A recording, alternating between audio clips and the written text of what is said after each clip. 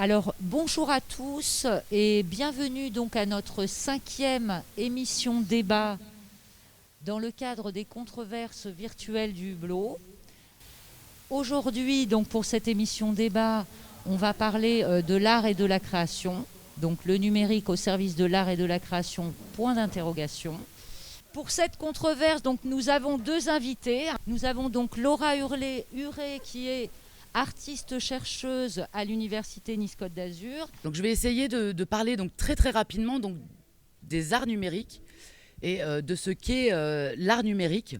Et Céline Mazzoni, donc, qui est elle aussi est enseignante-chercheuse à l'Université Côte d'Azur, et toutes les deux enseignent l'art et la création numérique. Le numérique n'est pas au service de la création, de l'art et de la création.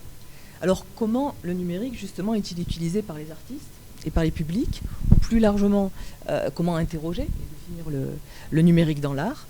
Mais qu'est-ce que cette interrogation nous dit aussi de l'art? Donc pour explorer cette interrogation, je partirai d'une prise de position polémique. Il n'y a pas d'art numérique. Alors c'est une position que peut tenir par exemple un critique d'art, Dominique Moulon, dans les années 2010. Donc il affirme que les pratiques artistiques numériques ont intégré l'art contemporain. Donc très clairement, dès le début des années 60, les artistes ont commencé à se pencher sur les possibilités de l'informatique.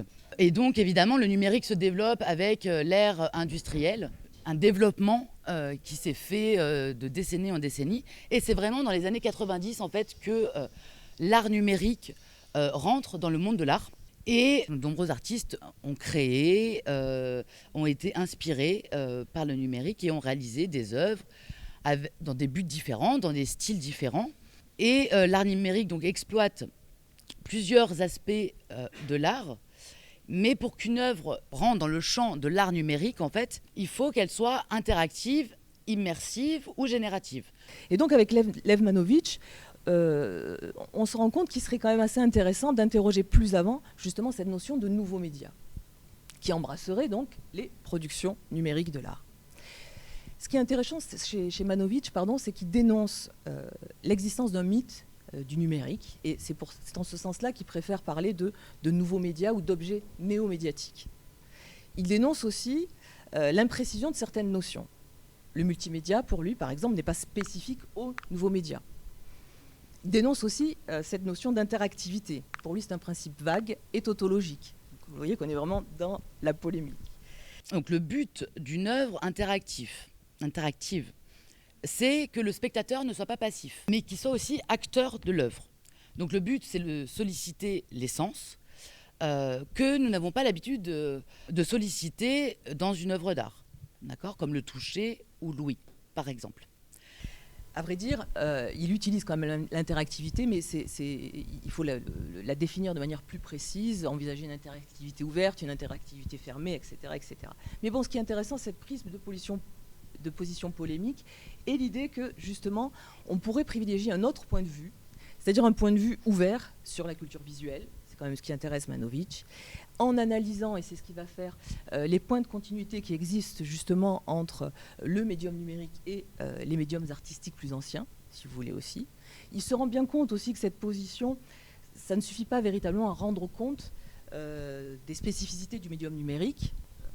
Et donc, il va en appeler à quelque chose. Il s'agit de développer des connaissances scientifiques, électroniques, informatiques, si vous voulez plutôt, liées à ces médiums ou médias en ce qu'ils sont devenus programmables.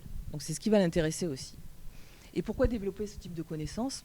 C'est aussi parce que dans sa vision, il s'agit quand même d'appréhender un changement culturel plus global et plus profond, que provoque justement l'informatisation de tous les médiums précédents. Qu'est-ce que ça signifie? En d'autres termes, c'est que finalement la question du numérique dans l'art, elle est envisagée au sein d'une problématique plus générale, qui est celle de la reconceptualisation de l'art. Les web reporters de Ligne 16 qui viennent tous les mercredis après-midi faire l'atelier ont été interrogés, les artistes du 109, sur cette question, le numérique au service de l'art et la création, point d'interrogation. Et donc je vous propose cette vidéo.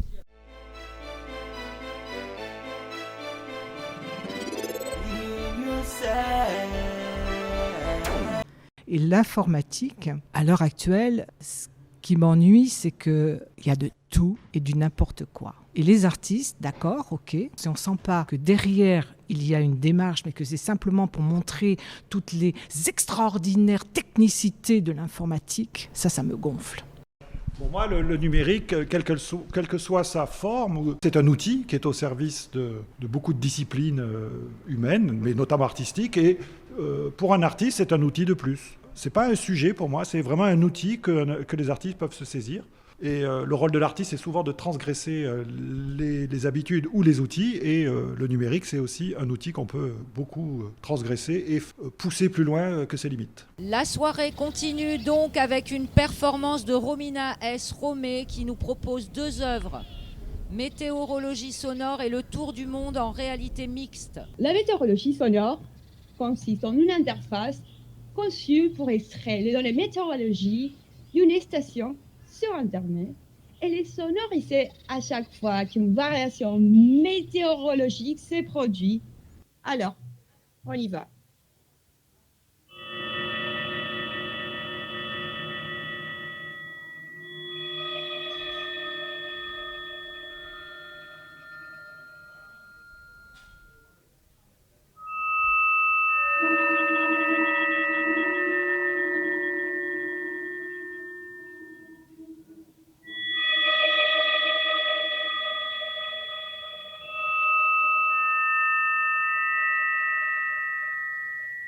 Bon, c'est intéressant.